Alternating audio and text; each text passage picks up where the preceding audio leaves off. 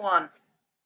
Hi, Brittany Mays of BMays Design here, and I'm going to give you a quick poke around Apple Pages, not only so that you can see how to edit some of the templates that I've made, but also just in general, in case you're wondering how this is even a great layout tool for you. I'm here to show you a couple of things that can really help as you're editing and as you're creating things on your own. So, the first thing I want to share about Apple Pages is that I have created some of my most complex workbooks in it. I typically go to InDesign when I know for a fact I'm creating something for a physical printer, something that will require very specific bleeds and margins and gutters and things like that. Like, for instance, planners that will be spiral bound and things like that. But if I am making a digital download, Apple Pages can be an extremely helpful tool for you in ways that you probably don't even know. So, the very first thing I'll say is that in the document settings for Apple Pages, you are able to toggle on and off this little guy right here. You see document body? When this is turned on, it is a traditional word processor like Microsoft Word or anything else. But when it is turned off, this beautiful thing turns into an amazing publisher, a layout tool that allows you to put text boxes and images and do all kind of formatting things without ever blinking an eye. It just allows you to do so many cool things. So I'm going to show you kind of how we're going to edit. We're going to do some editing in this workbook, and in the midst of it, it's going to teach you a few things. So as you can see over here, there's two panes.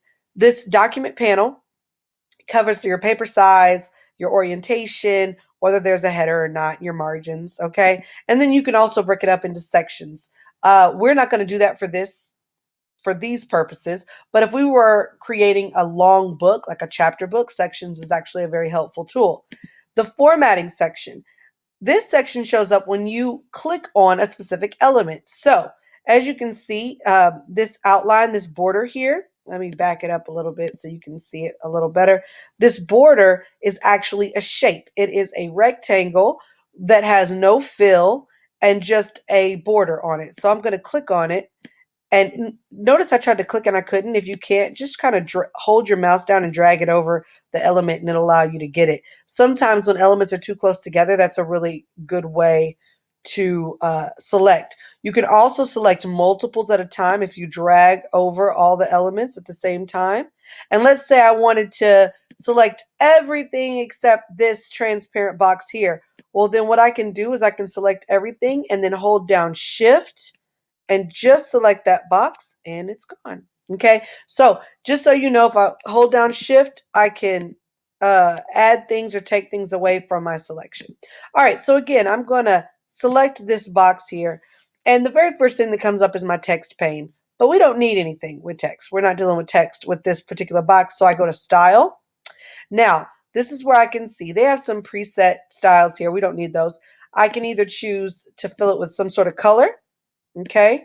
A gradient fill where I would then set the colors, an advanced gradient fill, which just allows you to have a little bit more control over what you're doing, an image fill, which we'll get into in just a second, an advanced image fill if you need to have some sort of overlay over it, but or no fill at all, which is exactly what we've done, no fill at all.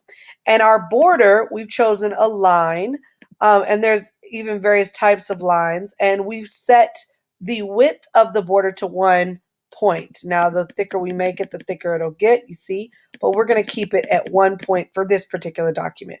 And as you go through, you'll see everything is like that. If we wanted a shadow on it, we could put one on there. I am personally not a big fan of shadows. I don't use them much. And then this controls the opacity, okay? How see-through it is. Now, this would come in handy as in here. This is a box with a black color fill, as you can see. No border, no shadow, no reflection. See that reflection? But I set it to a 56% opacity because I wanted to see what was underneath it, but I still wanted it to be dark enough to show these letters here. Okay. Now, the other thing, when I do deal with a color fill, let's say I don't want one of these standard colors. Let's say I have a specific hex code that I use. So if I were to click this guy, I could do a couple things. Number one, I could grab my color picker and I could go find a color inside this image to use. Boom, green. See, I just turned it to green. Or you always want to kind of back out of it and come back in it when things are selected, just so you know, so you can keep it fresh. Or I could put the hex code right here. So let's say I use the hex code CC0000. Enter, and that's red. And now I made it my specific shade of red. There's also other ways you can do that. You can use a color wheel here. You can also choose these different options where there's different categories of colors, the spectrum or the crayons. Okay, so that's totally up to you. I like to use the hex code there. I'm going to put this back to black, and there we go. All right, when you want to edit an image field or create an image field shape, I'm gonna click here. This is actually a rectangle. See, it's a rectangle. I brought it from here, and it is an image filled rectangle. See how it says image fill? If I want to change the different scales, that's the original size, but see, it doesn't show everything. If I want to stretch it, that means it's going to make it fit the rectangle. Now, that could really distort the picture depending on the original size. I could tile it and then see if I scaled it, it would tile it over and over and over. Okay, my favorite is scale to fit. It shows as much of the image as it can without distorting it. Or you could also do scale to fit, and that just puts the image inside of the shape and doesn't make sure it doesn't have to fill the shape. Okay, but I like it to fill. If I want to choose a different one, I just click choose, and then it'll bring up my box for me to insert a different photo. Now, one thing that you will find, and I'll get more into this a little further down, is that when you first drop images in here, it's going to start moving other objects around. In your Arrange tab, you have some specific settings that I want to show you. First thing is text wrap. Your text wrap will be set to automatic automatically, meaning that if I move this around, it's going to start affecting things. See how it affects it? It's because it wants to wrap everything around the text. When I drop a shape in or drop in a text box or anything, I like to immediately go to Arrange first and click None. Because that way, now when I move this around, see, it has no effect on anything else. If you find that text is disappearing or something's looking funky, it's probably because one of your elements has the text wrap on. Just go and turn it off and you're good.